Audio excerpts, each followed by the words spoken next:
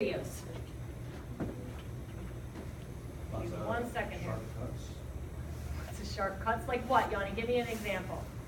No, I mean like in production-wise. Well, we're looking at television that started back in the 1950s. So yeah, we saw the evolution of television production also. Hunter.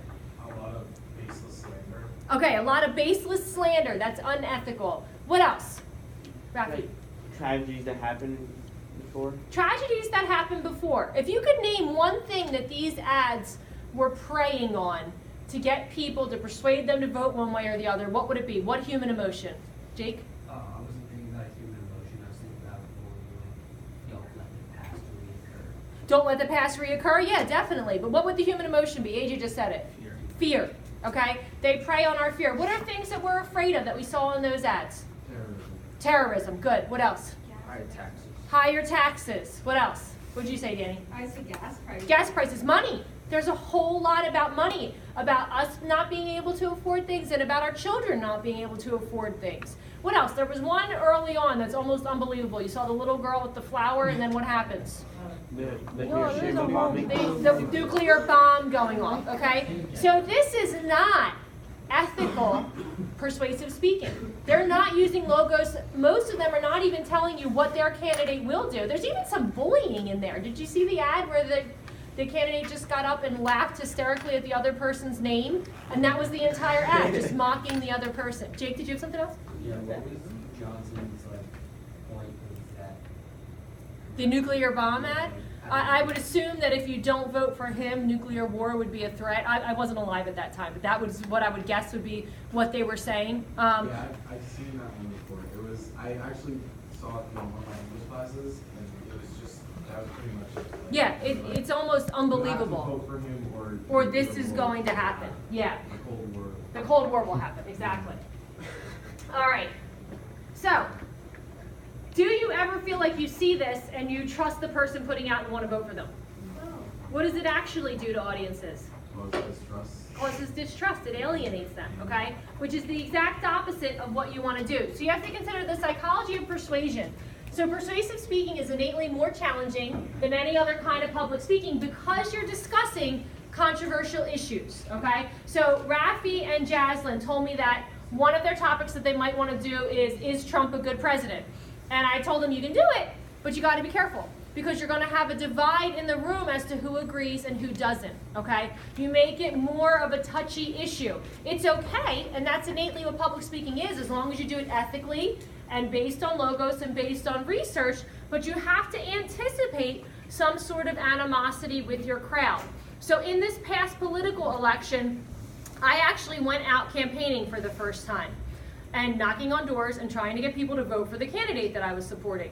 That was the most intense public speaking I've ever had to do. And it wasn't even for my career. Because if somebody opens that door and is on the complete opposite side that you're on, you can have a really hostile audience. And you have to be prepared with the right type of speech, the right type of language, and the right type of information to try to maybe persuade them. You might not, but just overall to have a conversation that gives logical information, okay? So you need to anticipate your audience's beliefs, backgrounds, and values, and any possible opposition to what you're going to say. What may work with part of the audience could upset another portion of it, okay? And make sure you review, there's a chart on page 308 that talks about, it color codes all the different areas of the audience's reaction to your message. You don't need to think, I'm going to come in and talk about something I feel really strong about, and 100% of the room is going to leave agreeing with me and on my side.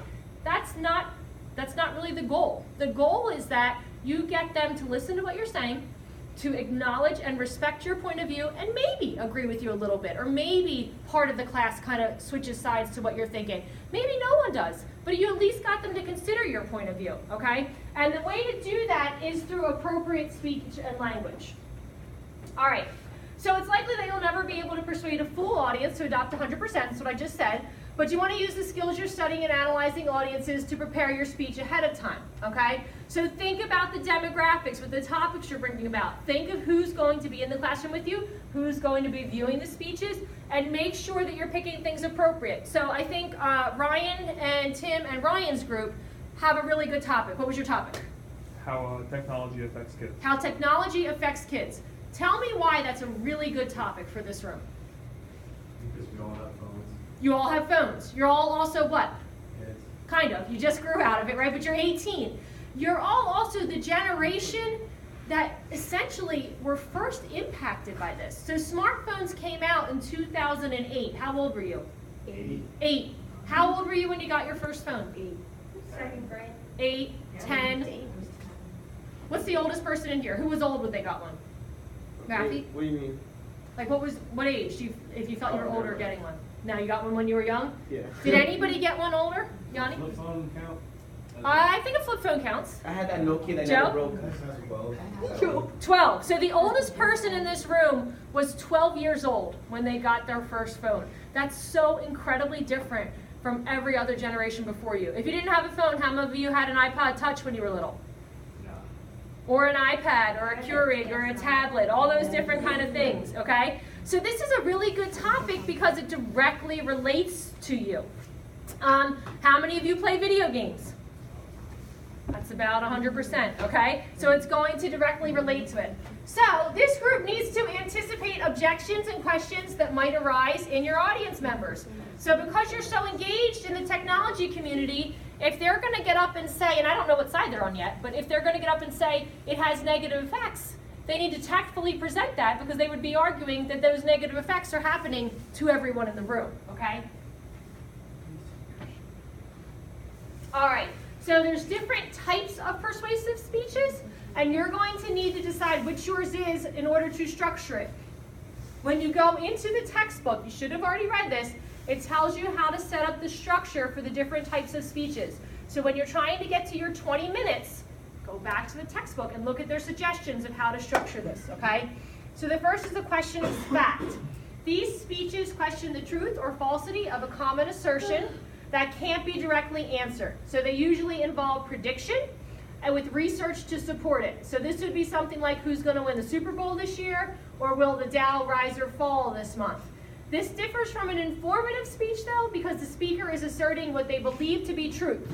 So you may have given, I think Tim did his informative speech on the Flyers, right? Or something like that with hockey? Yeah. But this, if you were to do it, would be that the Flyers are going to win the Stanley Cup. And you would have to have all the research proving why you think that. All right? So we have another example here of, let's get this link to work.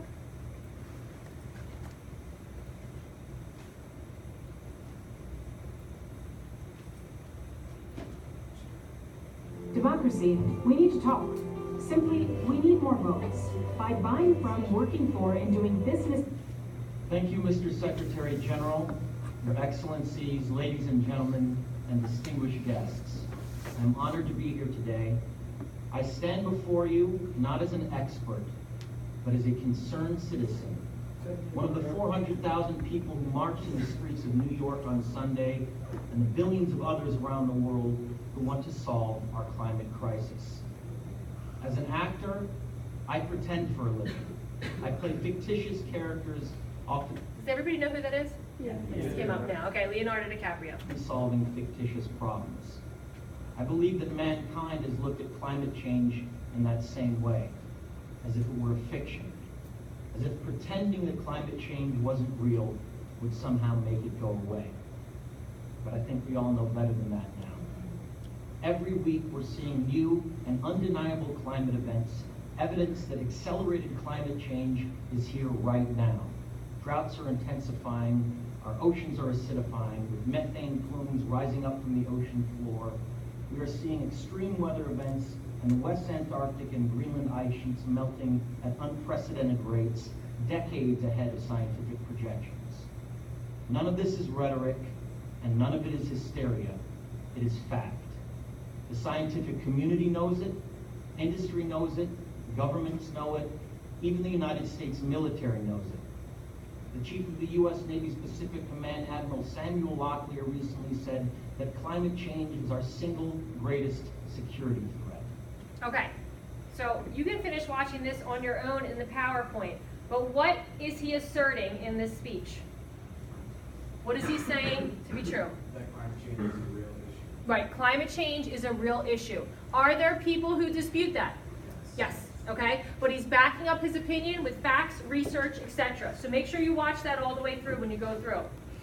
Questions of value speeches. So these speeches question the worth, value, or morality of an idea, law, or action. Speeches in this genre might question things such as, is the death penalty ethical? Is social networking healthy for teens? What value do the arts have in modern curriculum, etc.? Essentially, in their most basic forms, these speeches answer whether something is good, bad, or immoral. So we have a group doing one of these already. Think about it. Which group do you think you are that's doing this? Right there. And what's your topic? The right to die. The right to die. Euthanasia, okay? So whether or not it is ethically acceptable for a human being to make that decision for themselves or others. Again, I'm going to keep moving through. Make sure you've watched these samples. All right, questions on policy. So these speeches question whether a course of action should be taken. They essentially discuss procedures, laws, and what should be done. Topics relate well to this would be sexual harassment, the legalization of marijuana, abolishing the electoral college, bullying, etc. I have another group doing one of these, not one of the topics up there. Who do you think you are? Question of policy. Hunter, Darrell, yes. What policy would you be arguing needs to change? That mental health needs to be focused on more. Yeah, mental health needs to be, and you said provide care for, right? Didn't you put free care for? So that would be a statement of policy that you're going to be working on there, okay?